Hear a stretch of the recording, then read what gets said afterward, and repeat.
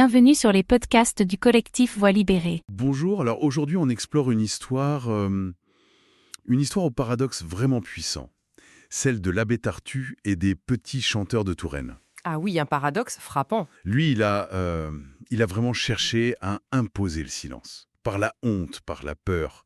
Ça a duré des décennies, hein.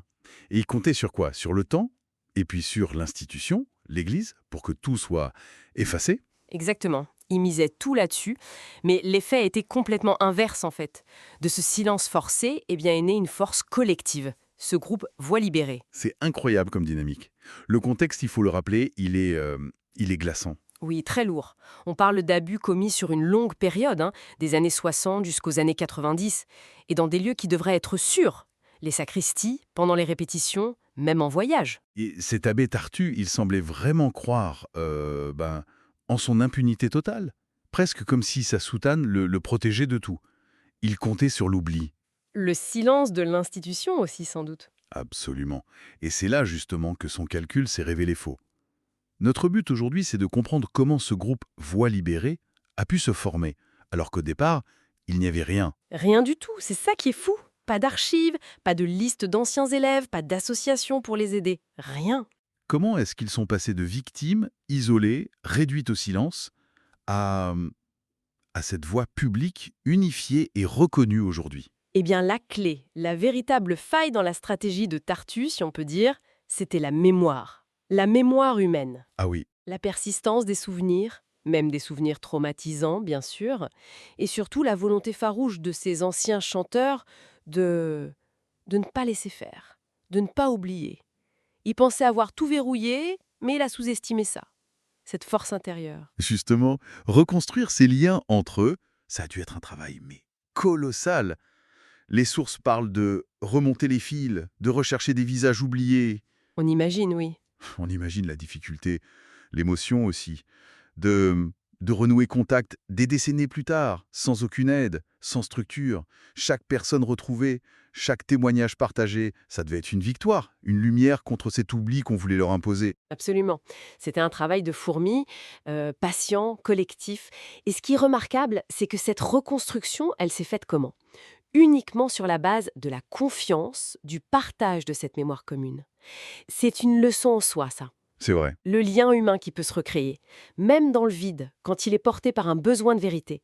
Et cette ténacité, elle a fini par avoir des résultats très concrets, publiquement. Oui, avec des étapes vraiment marquantes. D'abord, il y a eu cette reconnaissance en 2024. La culpabilité de Tartu reconnue pour violence sexuelle par le tribunal pénal canonique national. Ce qui est, pour simplifier, l'instance judiciaire interne de l'Église, pour ces affaires-là.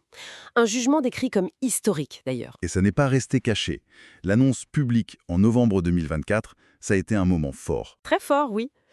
Avec le diocèse de Tours, l'association France Victimes 37 qui aide les victimes, et puis l'INIR, cette instance indépendante pour la reconnaissance et la réparation au sein de l'Église.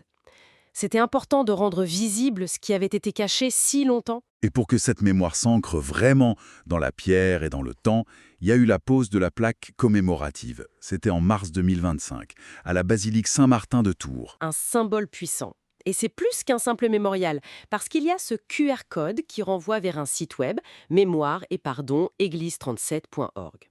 La mémoire devient accessible, vivante. Ah oui, c'est un acte très significatif, ça. Ça montre une volonté non seulement de reconnaître le passé, mais de le rendre incontournable pour l'avenir. Cette plaque, c'est la mémoire qui prend sa place dans l'espace public. Elle défie activement le silence et l'oubli. C'est un des enseignements forts de cette histoire, rendre la mémoire active. Alors aujourd'hui, Voix libérée, qu'est-ce que c'est concrètement? Les témoignages décrivent bien plus qu'un simple groupe de soutien, non? Beaucoup plus, oui. C'est un espace de parole, bien sûr, de mémoire active, mais aussi d'action, de vigilance et d'entraide pour la réparation. C'est une véritable force qui est née de cette union. Et c'est là qu'on revient au paradoxe du début, cette ironie presque tragique. Exactement. La tentative de Tartu d'isoler, de briser ses victimes a, paradoxalement, forgé leur unité et leur résilience. Le silence et la violence qu'il a imposés sont devenus, en quelque sorte, le ciment de leur collectif. Il y a une phrase forte qui revient dans leurs témoignages. Ce que l'un d'entre nous n'aurait jamais osé seul, nous avons osé ensemble. Ça résume tout, je trouve. C'est puissant, ouais. Ensemble, ils ont reconquis une dignité, une voix, que l'agresseur avait essayé de leur arracher individuellement. Leur force, elle ne vient pas de l'absence de blessure, mais de ce lien qu'ils ont tissé contre l'adversité. Tout à fait. Et ce parcours, il nous pousse à réfléchir au-delà de ce cas spécifique, je crois. Oui, c'est une bonne question pour conclure notre exploration, hein. Qu'est-ce que l'émergence de Voix libérée nous apprend? Ce groupe s'est construit sur quoi? Uniquement sur la mémoire partagée et la détermination face au silence institutionnel. Alors qu'est-ce que ça nous dit sur le potentiel, souvent insoupçonné, qui réside au cœur des communautés qu'on essaye de réduire au silence? Ce podcast a été produit et réalisé par le collectif Voix libérée. Pour nous écrire, partager ou témoigner, adressez-nous un mail à pcantores37@gmail.com. Parce que nos voix comptent. Parce que le silence n'est plus une option. Parce que la mémoire exige justice et vérité.